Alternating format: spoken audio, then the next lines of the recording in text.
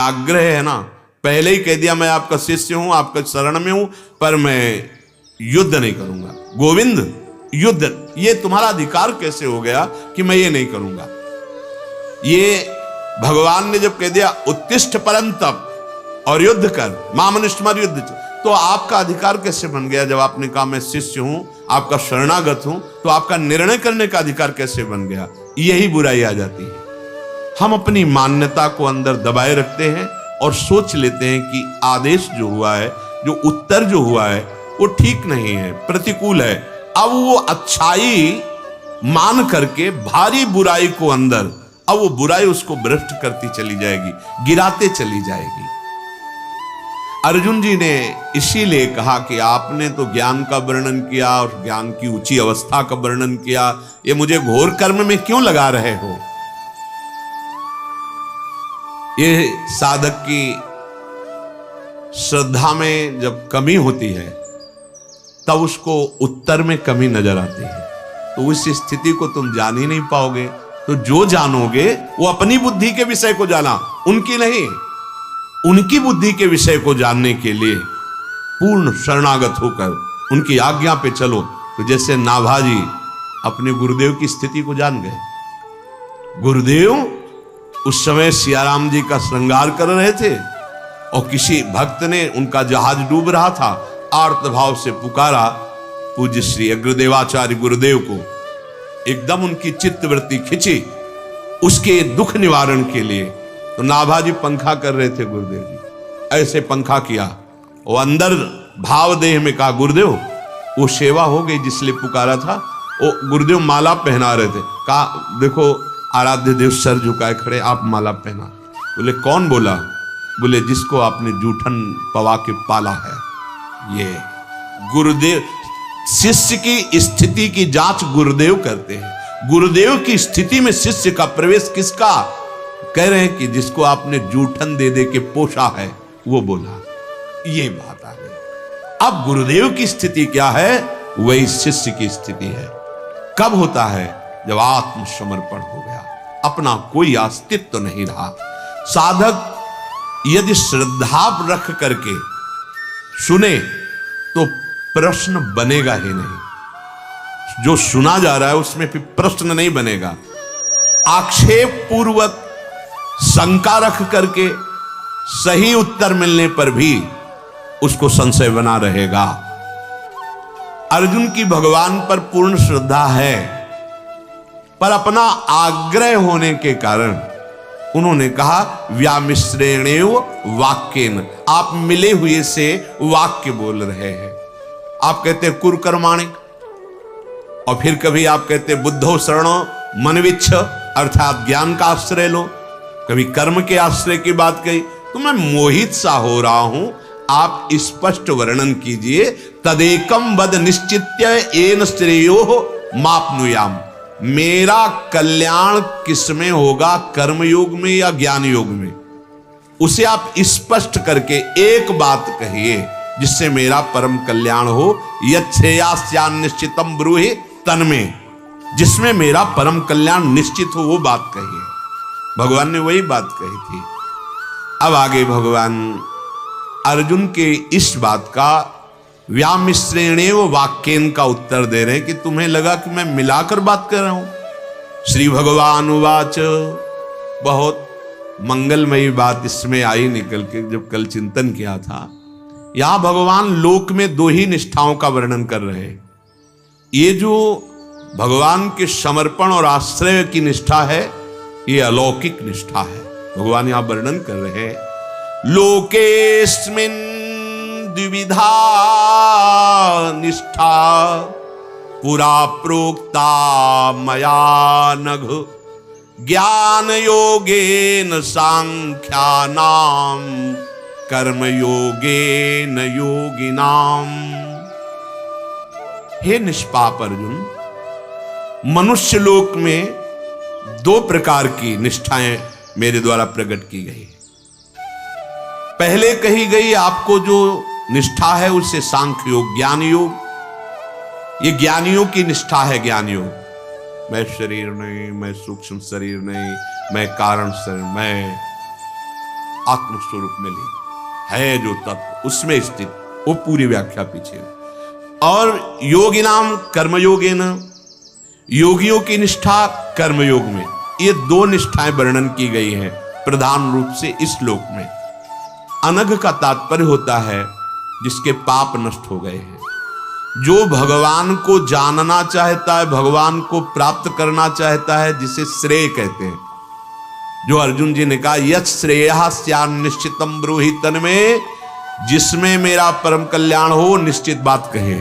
अपने परम कल्याण की चाह होने का मतलब भगवान के सन्मुख, सन्मुखता का मतलब है जन्म कोटि अघनाशों तब ही उसे निष्पाप कहा जाता है, जो भगवत प्राप्ति के मार्ग का लक्ष्य दृढ़ करके वर्ण कर लेता है। अब मेरे जीवन का लक्ष्य भगवत प्राप्ति, बहुत बड़ा काम इसी से बन जाता है, दृढ़ निश्चय से। भगवान ऐसे प्रश्न का आदर करते हुए अर्जुन को कहते हैं अनग। लोकेस्मिन द्विविधा निष्ठा पुरा प्रोक्ता मया, मनुष्य शरीर केवल भगवत प्राप्ति के लिए मिला है और लोक में दो निष्ठाओं का वर्णन किया गया है, ज्ञान योग की निष्ठा और कर्म योग की निष्ठा। दोनों साधन समान स्थिति प्रदान करेंगे। निष्ठा का एक ही निर्वाह होता है, चाहे ज्ञान निष्ठा से चले चाहे कर्म योग की निष्ठा से, एक ही निष्ठा होगी। और जो चलते नहीं है तो पूरे चौराहे का वर्णन कर देंगे, कर्म योग, अष्टांग योग, ज्ञान योग, भक्ति योग, लेकिन स्थिति कहीं नहीं है। प्रायः इसी में तर्क वितर्क लड़ाई झगड़ा होता है, स्थिति कहीं नहीं है। जो मार्ग आपने जाना है उसको चलो, तो उस पे स्थिति तो जागृत करो, अनुभव तो करो। तो निष्ठा, चाहे ज्ञान योग में चलो तो ज्ञान निष्ठ बनो, कर्म योग में चलो तो कर्मयोग निष्ठ बनो, भक्ति योग में चलो भक्ति योग निष्ठ बनो। एक निष्ठा पकड़ करके चलो, तभी तो आपका कार्य बनेगा। पर प्राय ऐसा नहीं होता। हाँ, कभी इस सूत्र, कभी ये सूत्र, कभी वो सूत्र, तभी लगता है कि हमें लगता है संशय निवारण के लिए नहीं आया गया है, घेरने के लिए आया गया है कि देखें कितना क्या गहराई है। नहीं, गहराई तो समझने के लिए पहले प्रियाजू के चरणों की आराधना करनी पड़ेगी। नाभाजी को आदेश दिया था श्री अग्रदेवाचार्य जी ने कि भक्तों के पावन चरित्रों का गान करो, उसी स्थिति को जानने के बाद। तो उन्होंने कहा कि आपके आदेश से रामकृष्ण हरि के पावन चरित्रों का तो गान में सहज समझता हूं, सरल समझता हूं, पर भक्तों के चरित्रों को बहुत कठिन समझता हूं, क्योंकि अलग अलग निष्ठा वाले भक्त जन हैं, तो कैसे हम वर्णन करेंगे। तो उन्होंने कहा ये हमारा आशीर्वाद है, तुम जिस भक्त का चिंतन करोगे भक्त आ जाए। ऐसा ही हुआ। लेकिन जब महाप्रभु हरिवंश चंद्र जी का चिंतन किया तो नहीं आए। तब उन्होंने अपने गुरुदेव से प्रार्थना की कि आपकी आज्ञा के अनुसार जिन महापुरुष का चिंतन करते थे वो हमारे ध्यान में आकर अपने पावन चरित्र को बता गए। लेकिन जब हितजो महाराज का महाप्रभु हरिवंश चंद्र जी का चिंतन किया तो कुछ स्फुरित नहीं हो रहा।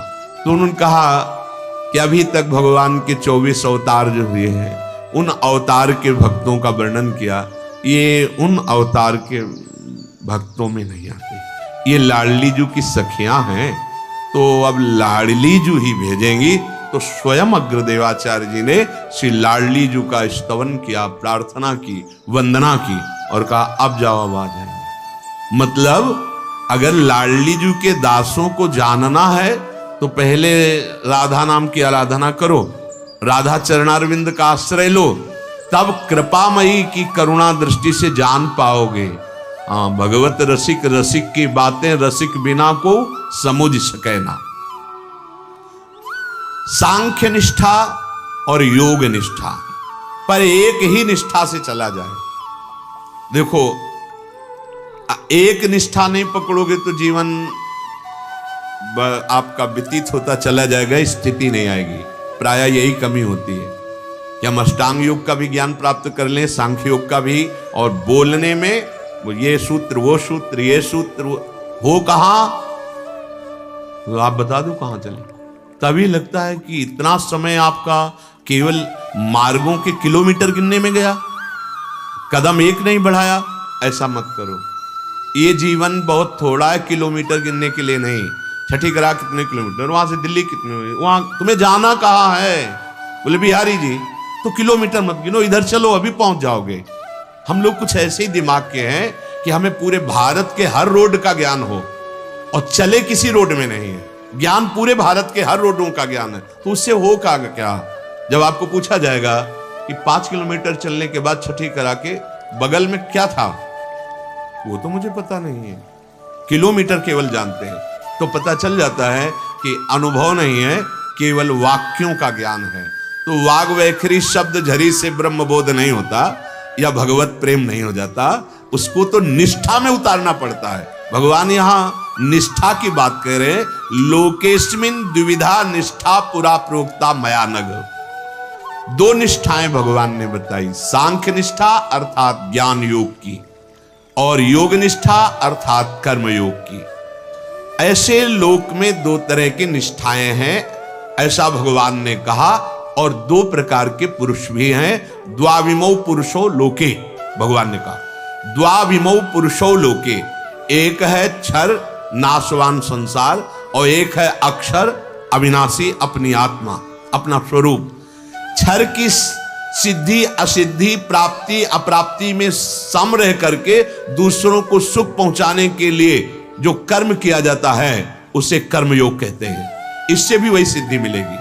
संसार में तुम्हें जो भी वस्तु बुद्धि बल मिला है, दूसरों की सेवा में निष्काम भाव से लगा दो।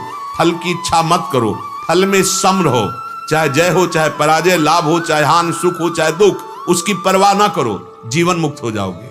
ये कर्मयोग की निष्ठा है। और क्षर से विमुख होकर अक्षर अपने स्वरूप में स्थित हो जाना, ये ज्ञान योग की निष्ठा है। ब्रह्म सत्यम जगन मिथ्या, सब जितनी रचना है, स्थूल सूक्ष्म कारण, सबका चिंतन हटाकर अचिंत्य में स्थित हो जाना, अक्षर में स्थित हो जाना, इसे ज्ञान योग कहते हैं। ये लोक में 2 निष्ठाएं हैं और 2 धारण करने वाले हैं।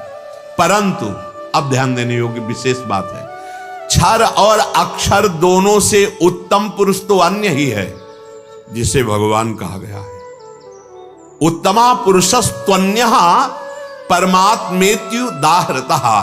वो क्षर और अक्षर दोनों से उत्तम है, पुरुषोत्तम भगवान श्री कृष्ण। वह परमात्मा क्षर से तो अतीत है ही और अक्षर से भी उत्तम है, अतः शास्त्र और वेद में उसे पुरुषोत्तम नाम से कहा गया है। ऐसे पुरुषोत्तम के, ध्यान दीजिए, सर्वथा सर्वभाव से शरण हो जाना, इसे भगवन निष्ठा कहते हैं। ये लौकिक निष्ठा नहीं है। लौकिक 2 निष्ठाओं का, लोकेस्मिन द्विधा निष्ठा। कौन सी? ज्ञान योगेन सांख्यानाम कर्म योगेन योगिनाम। लेकिन ये पुरुषोत्तम की शरणागति भगवान श्री कृष्ण चंद्र जी की, बोले ये भगवन निष्ठा है, ये लौकिक नहीं है, ये अलौकिक निष्ठा है। लोक में तो 2 ही निष्ठाएं का भगवान दर्शन करा रहे हैं, कह रहे हैं ज्ञान योगेन सांख्यानाम कर्म योगेन योगिनाम। इसलिए क्षर की प्रधानता से कर्म योग और अक्षर आत्म की प्रधानता से ज्ञान योग और क्षर अक्षर दोनों से महान पुरुषोत्तम परमात्म तत्व भगवान श्री कृष्ण को पूर्ण शरणागति, इसे भक्ति योग कहते हैं। सांख्य निष्ठा और योग निष्ठा ये दोनों साधकों की अपनी निष्ठाएं हैं। बहुत सुंदर विवेचन किया, बहुत सुंदर। ये साधक की अपनी निष्ठा है, परंतु भगवन निष्ठा ये साधक की अपनी निष्ठा नहीं है। कारण कि सांख्य निष्ठा और योग निष्ठा साधक में मैं हूं और संसार है।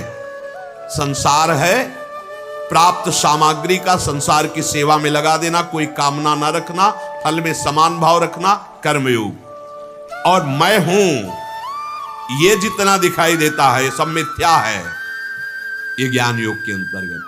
फिर मैं और हूं ये दोनों गायब हो जाता है जब सिद्धावस्था आती है केवल रह जाता है।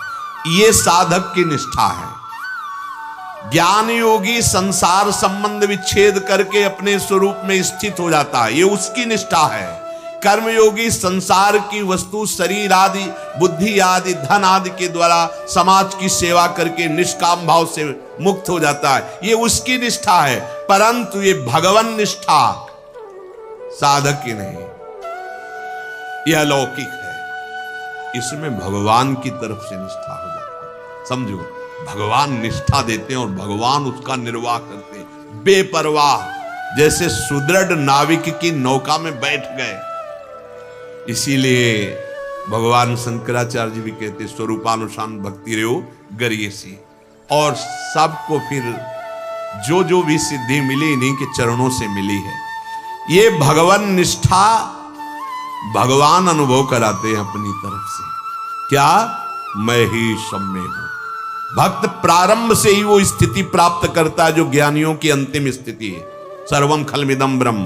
तो भक्त प्रारंभ यहीं से करता है, निज प्रभु में देखे मेरे प्रभु सब में विराजमान है। उसका श्रद्धा और विश्वास इतना पवित्र और बढ़ता जाता है कि वो अपने आप को, शरीर को, मन को, सबको भगवान के हवाले करके सब में भगवान देखते हुए परम सिद्धि को प्राप्त हो गया, क्योंकि वो सिद्धि भगवान देंगे। दो साधकों की निष्ठा, कर्मयोग ज्ञान योग, उनकी अपनी निष्ठा है और यहां अपना समर्पण है, निष्ठा वो देते हैं। उनके द्वारा दी हुई निष्ठा का कोई हनन कर सके, तभी जो दासत्व भाव से प्राप्त हो के माया को कहते तू अपने सहायकों से जितना उपद्रव करना चाहे करके देख ले, अब मेरा कुछ नहीं बिगाड़ सकती। क्यों? मामे वे प्रपद्यन्ते माया में ताम तरन्ति। सांख्य निष्ठा और